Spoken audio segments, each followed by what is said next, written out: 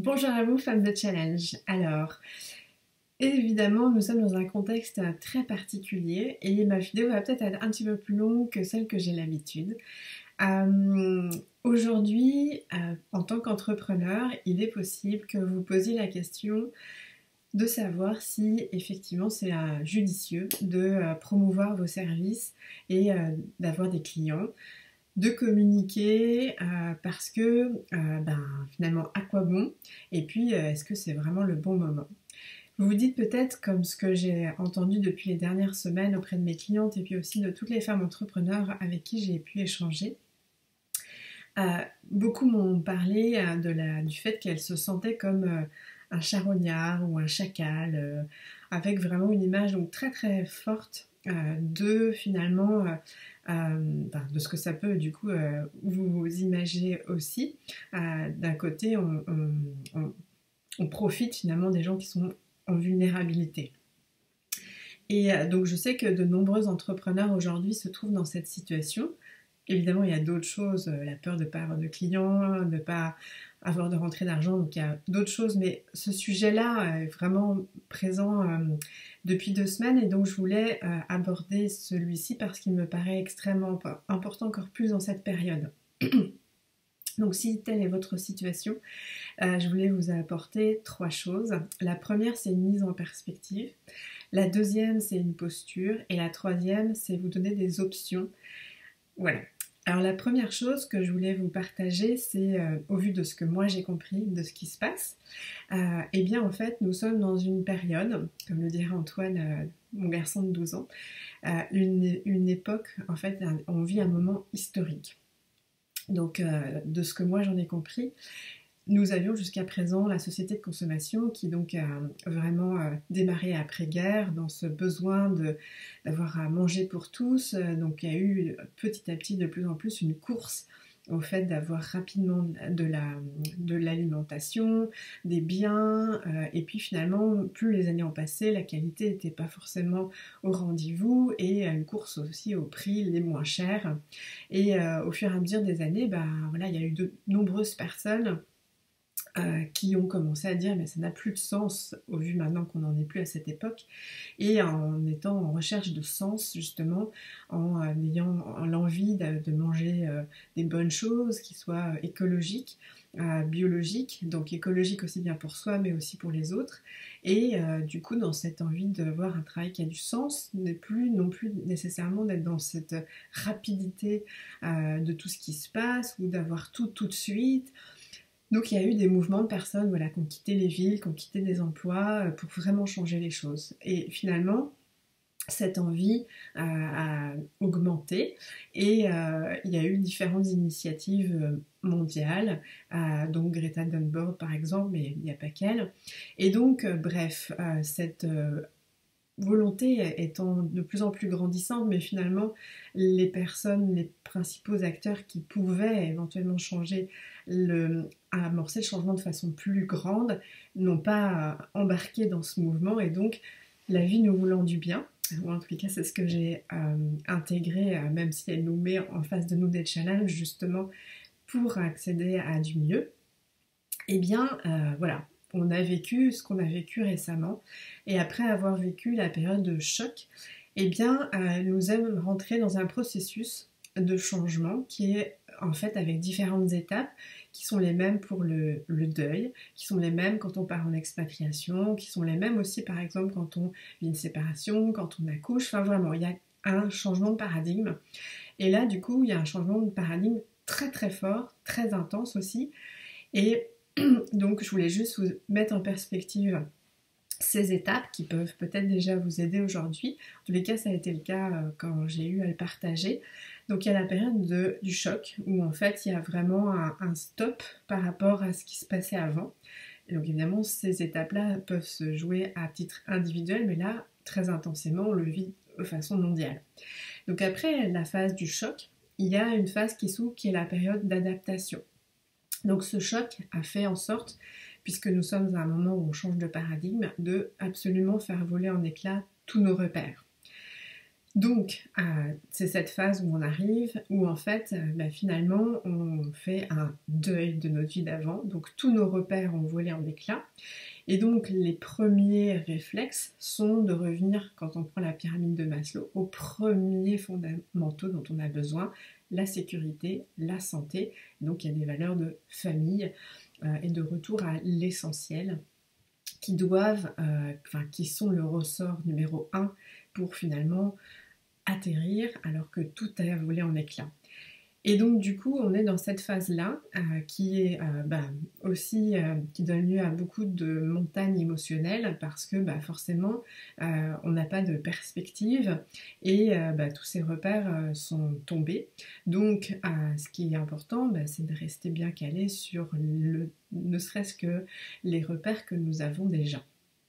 Et donc, du coup, cette phase-là, nous amène aussi à ralentir par rapport à la course dans laquelle on a pu être dans les années passées et nous oblige à ce ralentissement, ce qui n'est pas nécessairement ce en quoi on est dans l'état dans lequel on est le mieux. Donc c'est pour ça aussi que tout cet aspect est très intense pour chacun, qui fait aussi que ça nettoie aussi beaucoup de choses parce que on démarre un processus aussi de changement, de nettoyage.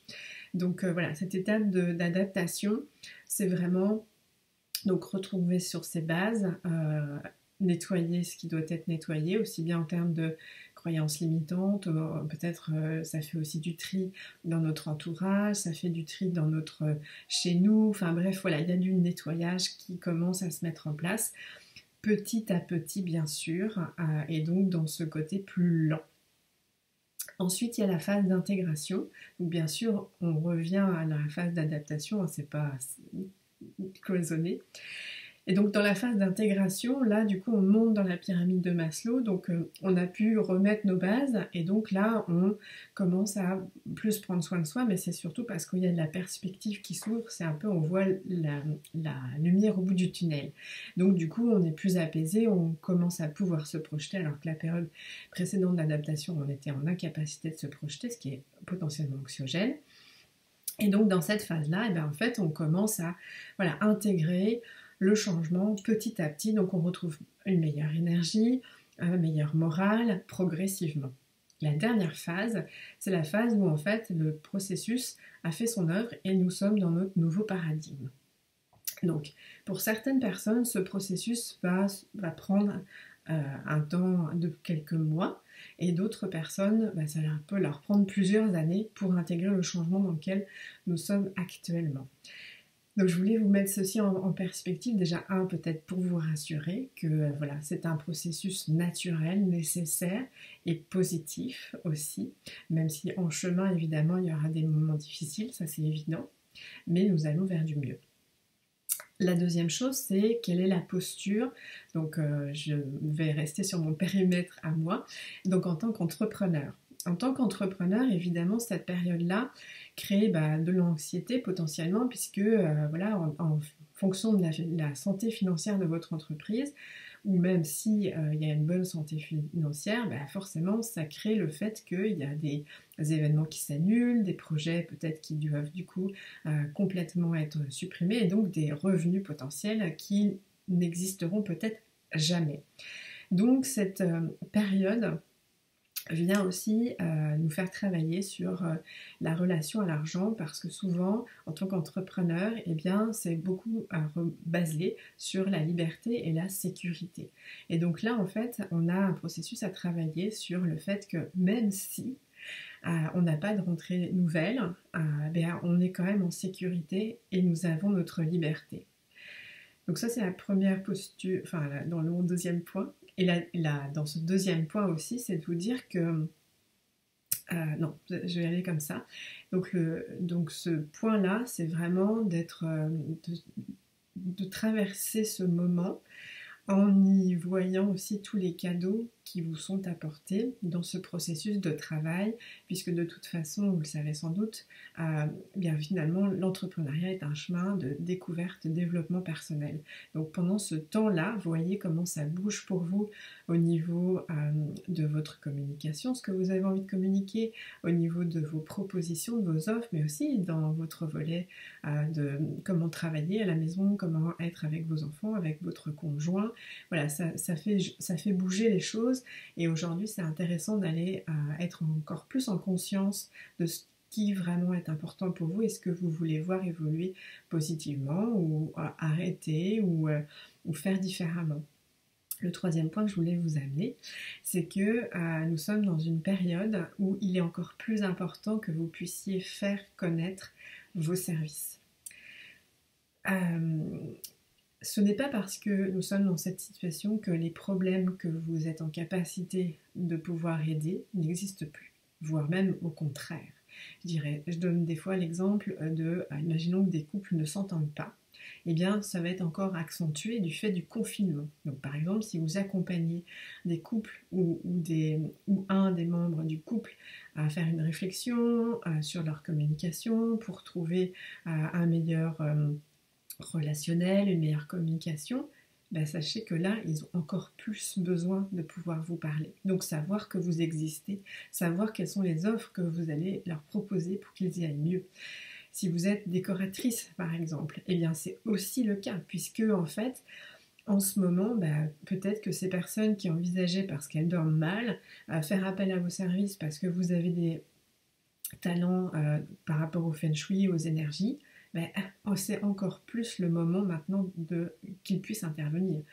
Ou encore, ils avaient l'envie de faire un projet de rénovation, et bien là, forcément, certains peuvent avoir encore plus de temps ou avoir envie de le faire aussi parce que voilà, ils sont justement en famille. Donc c'est important que vous puissiez vous faire connaître. Donc tout ça vaut pour quel que soit le domaine dans lequel vous êtes. Rien n'est futile, même si vous accompagnez à l'alimentation saine, c'est important aussi. Donc tous les sujets sont importants puisqu'à la base, quel qu'en soit de ce contexte, eh bien vous avez décidé d'être aligné dans votre mission de vie. Donc forcément, ce que vous souhaitez vous résoudre, vous êtes une solution. Et donc c'est encore plus important aujourd'hui dans ce contexte. Donc ceci étant dit, eh bien ce que je vous invite à faire dans ce contexte-là, puisque évidemment il faut être à l'écoute et conscient de l'état émotionnel, financier de vos clients potentiels aujourd'hui. Donc ce qu'il faut savoir, c'est que évidemment le principe de base, c'est que votre clientèle, si elle est vraiment motivée et si elle veut vraiment changer les choses, il y en a qui seront OK à intégrer vos forfaits. Donc ça, soyez-en certains, certaines, c'est évident parce que voilà, ceux et celles qui vont déjà dans cette démarche peuvent avoir compris que aujourd'hui c'est le moment. Sinon, eh bien, il y a le fait que vous puissiez apporter une offre de plus courte durée, parce que aujourd'hui, psychologiquement et financièrement, peut-être que voilà, les personnes, même si elles ont les moyens financiers ou qu'elles ne les aient pas, concrètement, et en fait, elles ne savent pas se projeter. Donc, il faut prendre cette dimension en compte et pouvoir offrir des offres de plus courte durée. Et donc, ainsi, vous allez pouvoir continuer à avoir des clients, mais vous aurez pris en considération cette époque qui va permettre à vous et à vos clients de pouvoir aussi continuer leur changement. Donc ça, c'est très important. Voilà ce que je voulais vous partager aujourd'hui. J'espère que ça vous aura aidé ou fait les prises de conscience qui vous étaient nécessaires aujourd'hui. En tous les cas, je l'espère.